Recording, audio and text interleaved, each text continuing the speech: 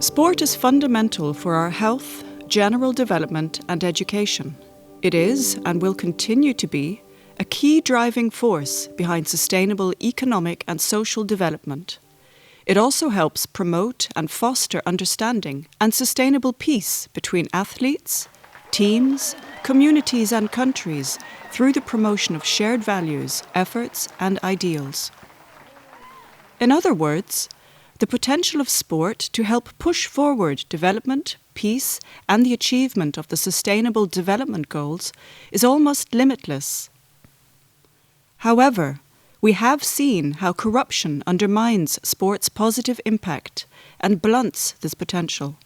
Examples of this damage include multiple and well-publicised official investigations into cases of endemic corruption in sport organisations, awarding of major sport events, bribery involving sport officials, competition manipulation, illegal betting, and reprisals against whistleblowers, to name but a few. Recognising these threats, over 180 governments came together in November 2017 to pass a resolution to tackle corruption in sport during the 7th session of the Conference of States Parties to the United Nations Convention Against Corruption.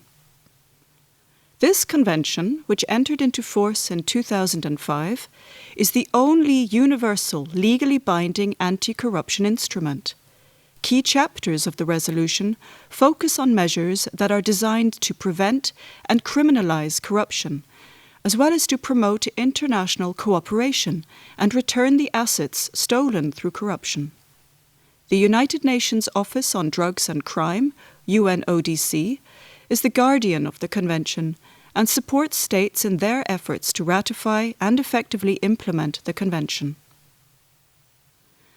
By using this key pillar of the international legal framework to adopt Resolution 7.8 on corruption in sport, the international community has clearly signalled its determination to fight threats to sport's integrity. But what does the resolution contain? In less symbolic terms, the resolution effectively sets out a list of key policy recommendations which governments have agreed to implement. Let us now look briefly at what some of these recommendations are, bearing in mind this video represents but a short overview of the resolution. From a legal perspective, the resolution sets out the importance of using robust legislative and law enforcement measures to prevent and fight corruption in sport. In essence, with the resolution's adoption, governments are committing to using their legal systems and law enforcement powers to help tackle this problem. Effective cooperation, coordination and exchange of information linked to cases of corruption in sport between states parties can be improved, and the resolution makes this point. However, the need to strengthen cooperation between criminal justice authorities and sport organisations is also referred to, and is also an essential component in making the fight against corruption in sport more effective. As seen in other sectors, using partnerships to fight corruption can be very effective, and the resolution draws from such experiences to promote the importance of multi-stakeholder initiatives for the benefit of sport. Since the adoption of the resolution, we have seen the creation of global partnerships, such as the International Partnership Against Corruption in Sport, as well as partnerships at the national level, which help coordinate efforts at the local level. Needless to say, detecting those responsible for corruption in sport is crucial in order to protect its integrity. To help unmask the corruptors, the resolution focuses on 3 action areas. Firstly, it outlines the importance of encouraging the participation of society as a whole to help fight corruption in sport. Secondly, the need to raise awareness about the threat of corruption to sport is underlined. Thirdly, the resolution sets out in strong terms the importance of reporting persons and how they should be encouraged to come forward and protected when they do. The importance of sport to the advancement of gender equality and the empowerment of women has been repeatedly underlined in many forums, including in the UN General Assembly. It is widely recognized there is a strong gender dimension to corruption, and this is particularly relevant when viewed in a sport context, in terms of the different barriers that male and female athletes must overcome in order to succeed. This is clearly identified by the resolution, which urges states to take action to stop corruption from acting as a barrier for female athletes. Major sports events showcase the best that sport can offer. However, they can also provide significant opportunities for those wishing to exploit such occasions for illicit gain. In an effort to stop this, the resolution urges the organisers of major sporting events to address corruption risks linked to such flagship occasions, such as those related to public procurement, major infrastructure development, and financial management. To help organisers tackle these risks, the resolution also urges states to make use of the publication the United Nations Convention Against Corruption, a strategy for safeguarding against corruption in major public events.